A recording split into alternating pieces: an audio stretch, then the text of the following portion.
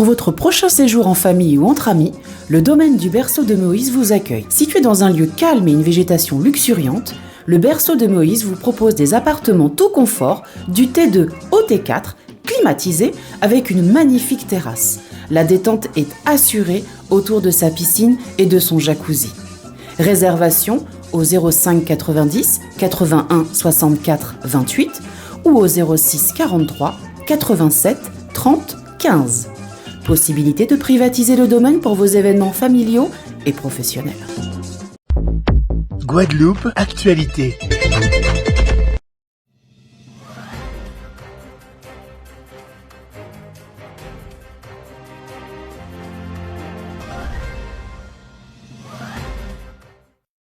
Bonjour à tous. Olivier Servat prend-il définitivement ses distances avec la majorité présidentielle? Pourquoi tourne-t-il ainsi le dos à la République en marche? Faut-il y voir une stratégie née des résultats de la dernière présidentielle en Guadeloupe? Olivier Servat, député sortant de la première circonscription et candidat à sa propre succession, est l'invité de Franc-Parler. Olivier Servat, bonjour. Bonjour M. Fendéré, bonjour aux téléspectateurs de TV.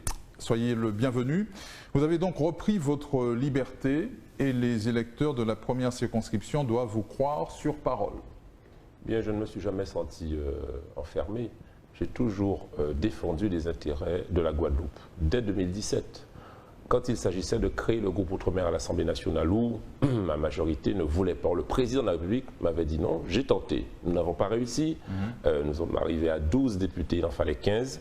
Je crois que c'est le chemin à avoir, le chemin des Outre-mer pour défendre les Outre-mer, créer ce groupe à l'Assemblée nationale. Ensuite, j'ai eu à voter contre, par exemple, la réforme de l'abattement fiscal. On l'aumône qu'a dit n'importe qui biteur, qu'ils aillent vérifier le vote. J'ai voté contre. Ensuite, je n'ai pas voté la confiance au gouvernement Castex, je le trouvais trop à droite. Et enfin, pour la crise sanitaire, dès qu'il s'agissait de défendre les intérêts des Guadeloupéens, j'ai eu à dire non. Donc je me sens libre. Et quand cette liberté se trouve confrontée à une surdité, à un côté aveugle et un côté où on ne tient pas compte des Outre-mer, eh bien je m'en écarte. Voilà ce que j'ai fait, tout simplement. Pourquoi n'avoir pas pris cette décision plus tôt? Ben écoutez, nous sommes élus en 2017, sous la bannière En Marche. On doit dire qu'à cette époque-là, 5 ans auparavant, on avait un président jeune qui semblait vouloir réformer la France. On lui a fait confiance. Il était à la fois de droite et de gauche. Il avait de bonnes idées, un certain dynamisme. Et on a voulu y croire. Et puis c'est comme dans un couple. On se rencontre, on se fiance, on vit ensemble. Et parfois, ça ne va pas. Jusqu'à ce qu'on communique et on se rende compte que ça ne va toujours pas, eh bien on se sépare. Voilà où on en est pour la prochaine législature. C'est le bon moment, le moment de pouvoir poser sa candidature Guadeloupe d'Ouvent. C'est-à-dire que nous allons sur notre propre bannière et puis tous ceux qui veulent nous soutenir le feront. Oui. Vous avez été durant toute la mandature quand même président de la commission Outre-mer à l'Assemblée nationale. Absolument, oui, j'ai été président. Pas de regret ? On a fait un beau travail, je crois. On a porté le plus haut possible les intérêts des Outre-mer. Par exemple, juste un exemple qui est issu de cette délégation d'Outre-mer, 27 députés sur les 11 territoires et sur les 3 océans. Langue et culture régionale. C'est grâce au travail de la délégation que j'ai eu l'honneur de présider que nous avons pu mettre à l'honneur les 27 langues régional, il n'y a pas que le créole, et on a pu démontrer, faire démontrer à l'Assemblée nationale et au ministère de l'Éducation nationale qu'il était bon d'enseigner les langues et cultures régionales, par exemple le créole, aux enfants pour qu'ils soient contextualisés et mieux apprendre, et ça c'est une avancée extraordinaire. On a eu d'autres combats à mener, notamment dans la crise sanitaire. Donc je crois qu'on a fait notre job, on a fait beaucoup de rapports, beaucoup de remontées, beaucoup n'ont pas été entendus, certaines ont pu avancer. Olivier Servat fait donc désormais partie des déçus du macronisme et il ne craint pas les représailles, d'où qu'elles viennent, représailles politiques. On ne peut pas craindre les représailles quand on peut regarder son peuple droit dans les yeux, M. Fendéré. Quand à chaque décision que j'ai prise depuis 2017, je l'ai prise en âme et conscience dans l'intérêt de ma population. Et donc, s'ils ne sont pas contents, là-haut, c'est leur affaire. Moi, je suis un élu du peuple. c'est le peuple qui m'a donné mandat. Et donc j'essaie d'entendre les battements de son cœur et puis ses demandes, ses attentes. Et on ne peut jamais être éloigné de son peuple. Et si ça ne convient pas aux autres, eh bien, ainsi soit-il. Vous jouez gros, mais vous l'assumez visiblement. Hein? Pas fait de la politique, c'est-à-dire que je n'étais pas en politique. Vous n'êtes pas un politique professionnel, c'est ça? Non. Je suis un homme politique qui veut s'engager pour son pays sincèrement et être le plus utile possible. Donc, bien écoutez, si la population ne me donne pas son assentiment majoritaire, j'en prendrai acte et acquérir pour activité normale à moi. Ce n'est pas donc une posture ni une stratégie pour fixer l'électorat mécontent?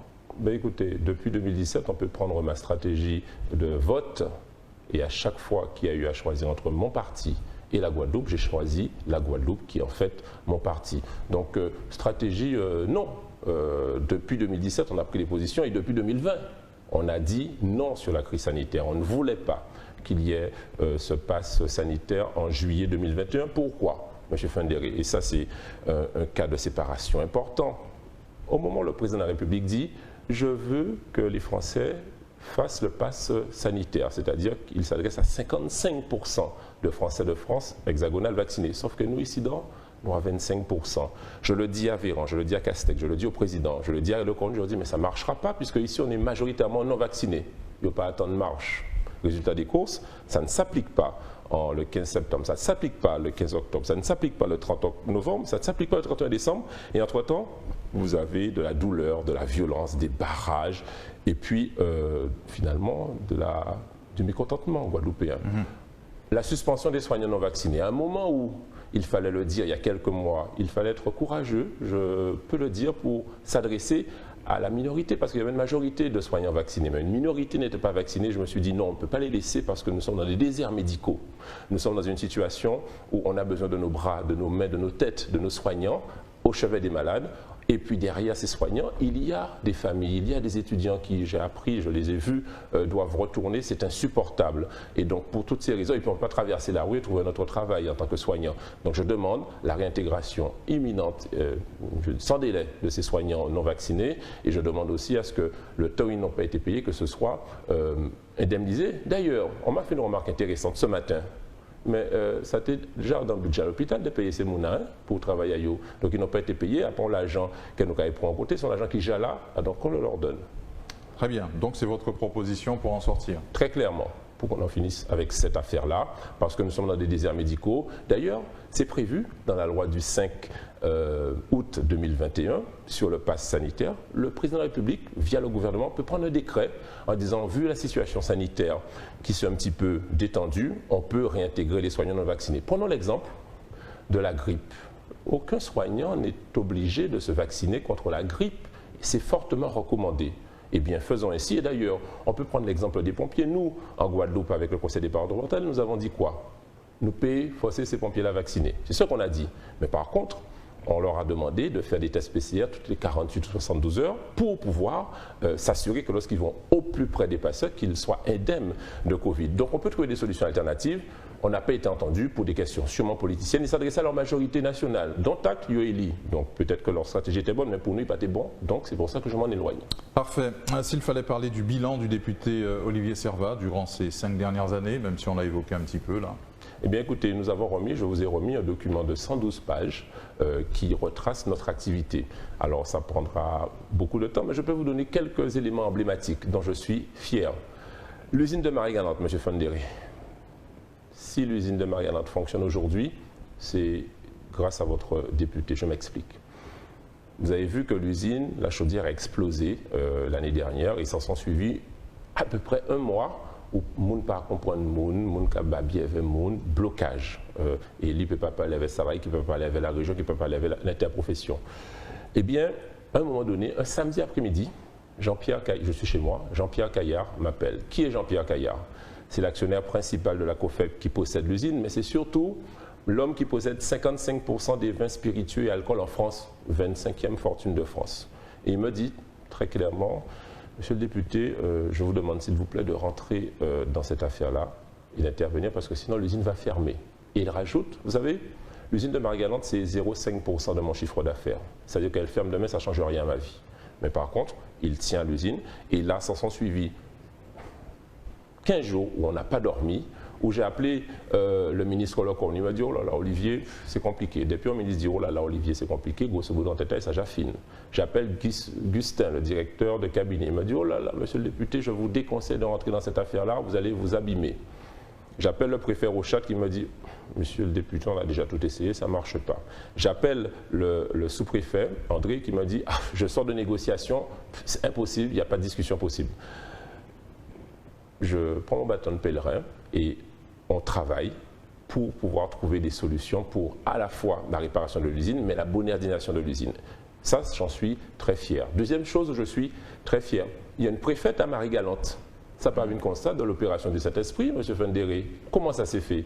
Le préfet Rochat, qui est un homme très bien, nous avons discuté, on a dit que pour Marie-Galante, on ne va pas se contenter juste de réparer l'usine, moderniser. Il faut que pour Marie-Galante, qui perd 15 000 habitants depuis 25 ans, arrêter l'hémorragie et avoir un plan global.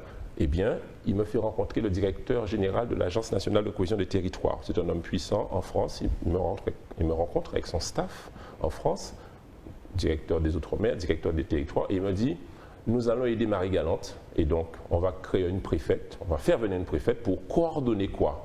Coordonner à la fois la modernisation de l'usine et quelque chose de très important que je montre à vos téléspectateurs, le CRTE, contrat de relance et de transition écologique. Je le dis parce que ça, c'est l'outil, d'ailleurs, que nous avons voté au Parlement, qui permettra d'avoir des actions concrètes pour Marie-Galante. J'en prends juste une.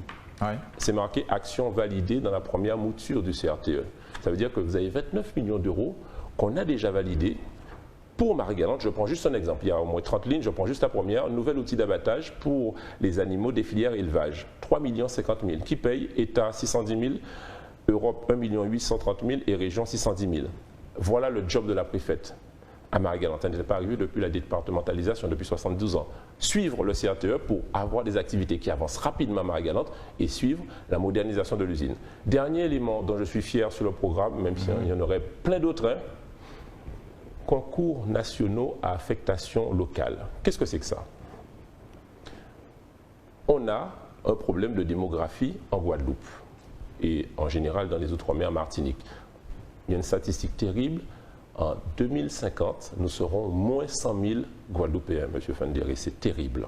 Et on doit arrêter cette hémorragie-là. Donc on doit déjà permettre à nos enfants de rester sur place. Par exemple, je me suis battu pour qu'il y ait le deuxième cycle de médecine. On avait le premier, on avait le troisième, il faut le deuxième. Comme ça, nos enfants peuvent rester du bac jusqu'au doctorat de médecine en Guadeloupe. Mais ceux qui sont partis, il faut qu'on les fasse revenir. Et parfois, ceux qui sont partis hésitent à passer des concours. Ceux qui sont ici, par exemple, ils sont en catégorie B, fonctionnaires, ils se disent, pour rentrer bien, passer en catégorie A, mais si je réussis le concours, je dois partir 1, 2, 3 ans en France, j'ai déjà ma famille ici, je perds les 40%, double loyer, séparation, ça n'est pas bon. Donc parfois, certains renoncent à passer des concours et les postes importants sont occupés par des gens qui ne nous ressemblent ni vous, ni moi. Ça m'embête. Et donc, concours national affectation locale, c'est un amendement que j'ai fait passer il y a 3 ans qui permet à chaque haut fonctionnaire de pouvoir être sûr de passer un concours national, mais être sûr d'être affecté en Guadeloupe. Ça a déjà été fait pour la Bretagne, pour la Normandie. On le fera pour les Outre-mer. Voilà ce dont je suis assez fier. Très bien. Le candidat Servat est donc un candidat neuf, déterminé à ne plus être un député Godillot. Je n'ai jamais été un député Godillot. À chaque fois que j'ai eu à prendre position, je l'ai prise pour la Guadeloupe. Et on pourra retracer tous mes votes. Je peux vous dire que d'ailleurs, j'ai très tôt enlevé ma délégation de vote en marche. Je votais moi seul, c'est-à-dire pas avec le groupe En Marche. J'étais le seul député à faire ça. J'étais le seul député à ne pas donner la confiance au gouvernement Castex en 2020.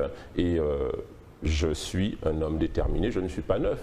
Au contraire, je suis un homme de plus en plus expérimenté qui aspire à être de plus en plus utile à la Guadeloupe. Une proposition que je formule pour la prochaine législature, que j'ai envie et qui m'excite beaucoup.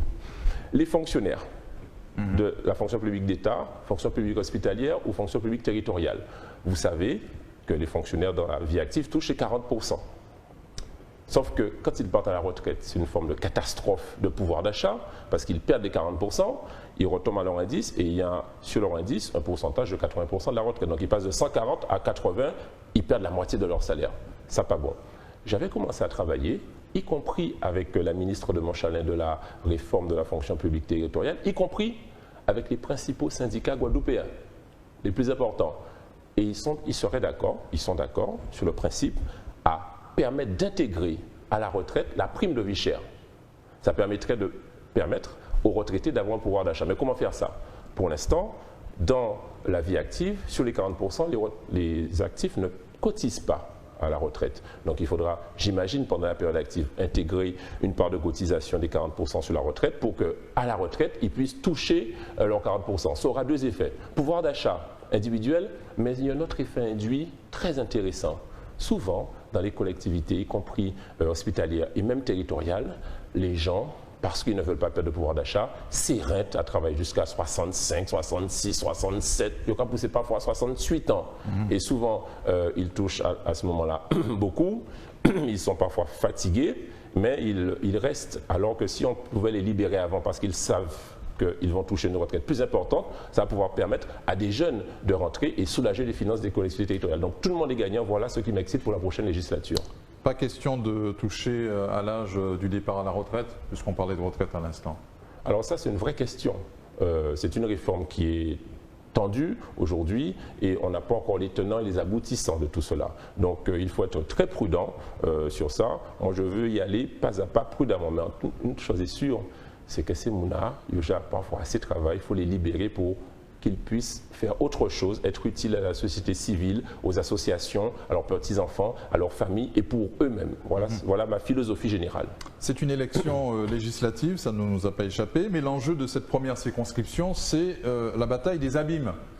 On se demande qui est le vrai candidat de la majorité municipale. Ce ne serait pas vous? Alors moi je suis le candidat, je vais sur Guadeloupe-Douvant. Donc déjà on est libre, on ne va sous aucune étiquette particulière. Et ensuite, je vais solliciter le soutien de ma première racine politique, qui est le mouvement Ecosabim. Et tous ceux et toutes les énergies abimiennes, y compris, qui souhaitent me soutenir, sont les bienvenus si elles estiment que j'ai un bon bilan et que j'ai bien travaillé. D'ailleurs, je voudrais avoir un petit point d'explication sur ma suppléante, M. Fandéré. La dernière fois, c'était Mme Marlène Miraculeux-Bourgeois, une dame très bien, de Capesterre de Marie-Galante, maire 3 fois. J'étais manifestement 5 ans plus jeune, elle était plus expérimentée, on a fait un bon tandem. Cette fois-ci, la question se pose de où est la suppléante? Eh bien, on la prendra du côté de Morne-à-l'Eau cette fois-ci. Pourquoi Morne-à-l'Eau? Eh bien, parce qu'il est important de faire tourner la suppléance, parce que c'est la première adjointe à Jean Bardaille, maire, président de la communauté, un ami, je dirais, politique, et puis rassurer les Marie-Galantais. J'ai travaillé, je vous ai dit, sur Marie-Galante avec des résultats très concrets pour l'usine, pour la préfète. J'ai été très présent à Marie-Galante. Je sors de Marie-Galante ce matin. J'y étais ce matin et hier soir. Et puis, nous avons une permanence à Grandbourg. Nous avons aussi une présence. Nous avons une attachée parlementaire de Marie-Galante. Et donc, je serai le député encore de Marie-Galante. Donc, il s'agit d'être utile et de pouvoir occuper au mieux la circonscription. Oui, vous n'avez pas répondu à ma question sur le vrai candidat de la majorité municipale aux abîmes. Eh bien, je pense que tout le monde, y compris aux abîmes, peut dire que le député sortant a bien travaillé. Et je pense que tous ceux et toutes celles qui ont une observation fine de la politique comprennent qu'on peut poursuivre ce travail-là. Bien, vous ne me répondez pas. Mais que puis-je répondre si ce n'est que je sollicite le soutien de tous ceux qui veulent me soutenir et qui sont les bienvenus, parce que j'aurai bien travaillé. Olivier Servat, merci d'être venu jusqu'à nous sur le plateau de Franc-Parler. Merci à vous, M. Fandéré. À bientôt. Merci à vous de nous avoir suivis et d'être fidèles à votre rendez-vous du soir. On se retrouve très vite sur votre chaîne locale. Outremernews.fr, le site de l'actualité Outre-mer, 24 heures sur 24 et 7 jours sur 7. Retrouvez la chaîne Outremer News sur YouTube.